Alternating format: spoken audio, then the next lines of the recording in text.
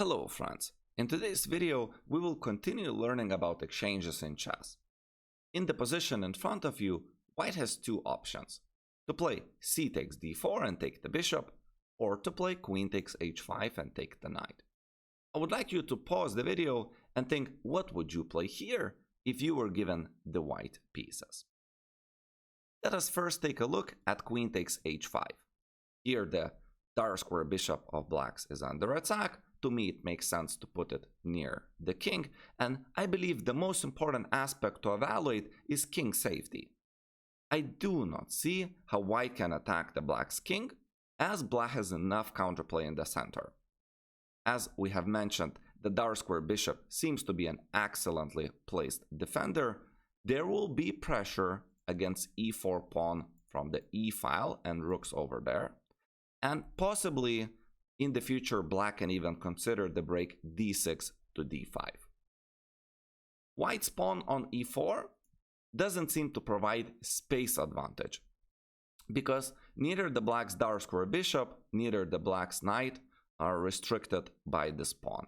In other words, too many pieces have been exchanged to call this a space advantage. I would evaluate this position as close to equal. For example, white can play knight e3, definitely a good but not the only move. Knight to e5. Here black is threatening to play knight d3. Queen e2 is one of the moves that defends against that. Rook f to e8. White could play f4. And after knight g6 the position seems to be balanced. There is this mobile pawn center for white, but it doesn't seem to have the potential to move, as for instance, moving f5 would create a weak pawn on e4, which is a backward one, and also a weak square on e5. So white has the mobile center, but black's pieces are very well placed to attack it from various points. Of course, it's not the only way of trying to play this position for white.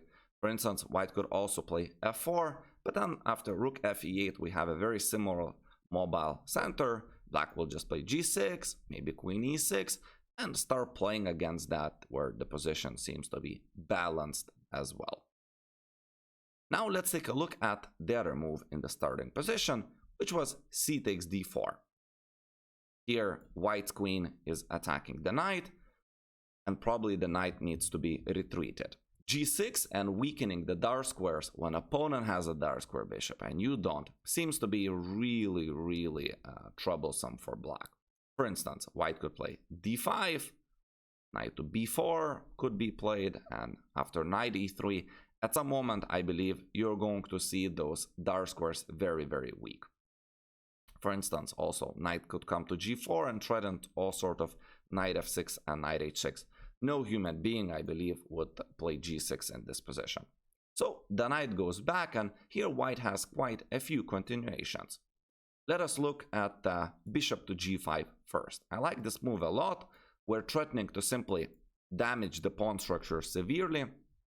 Black doesn't seem to be able to allow that. So one of the moves you could consider is queen e7, but then after f4, it's very likely that black needs to resign. There is too much space advantage, and there are these dynamics, tactical opportunities along this pin. h6, bishop h4 is not a panacea. That doesn't seem to solve the black's problems. So after the move bishop to g5, it seems that knight is in the need of running away again.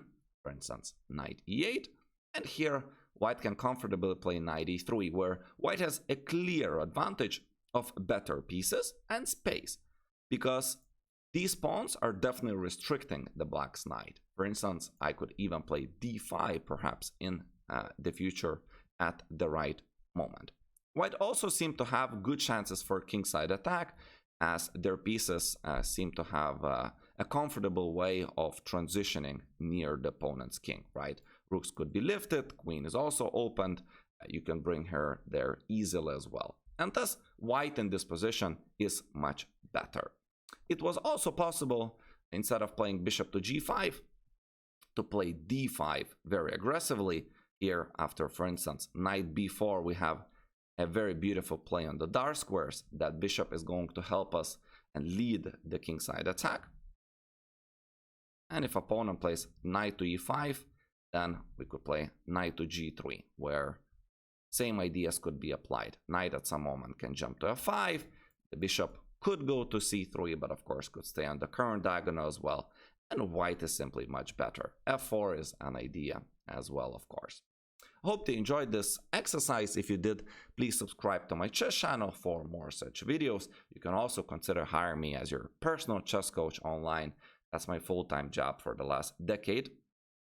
And my contacts are on the right. Stay safe, my friends, and see you in the next video. Bye-bye.